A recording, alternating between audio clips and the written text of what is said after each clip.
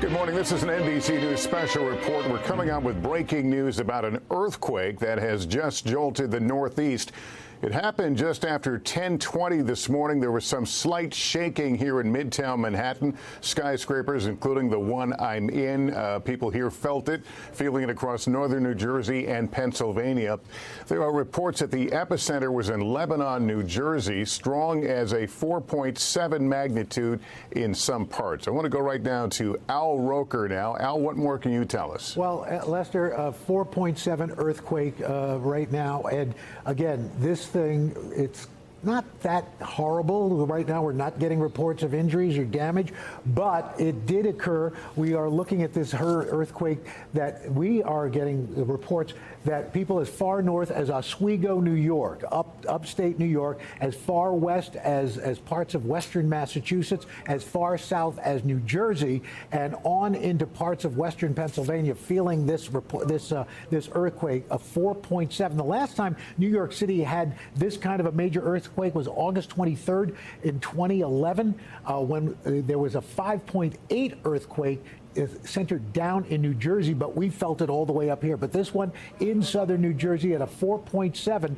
as we continue to monitor the U.S. Geologic Survey, their website. Right now, everybody's saying that this thing, there could be some aftershocks, but it is right now listed as a 4.7. Lester? And 4.7 in the west part of the country, of course, that would not necessarily be a big deal. But this is very rare in this part of the country, in the east, for us to feel an earthquake.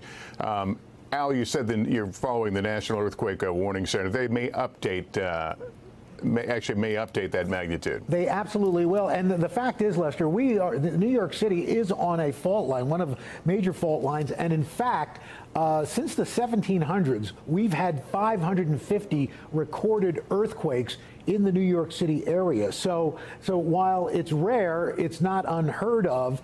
And the big problem for New York City is so much of New York City, especially Manhattan, is made up of buildings. You know, of course, we have these skyscrapers that are reinforced with steel, but so many of the buildings in Manhattan are unreinforced masonry and are really susceptible to earthquakes. So even though what would be considered a minor earthquake out in California, here that same earthquake could cause some structural damage. Right now we're not getting any reports of that, but we continue to track it. Yeah, we'll continue to monitor that part of the story. NBC's Emily Aketa felt it too in New Jersey.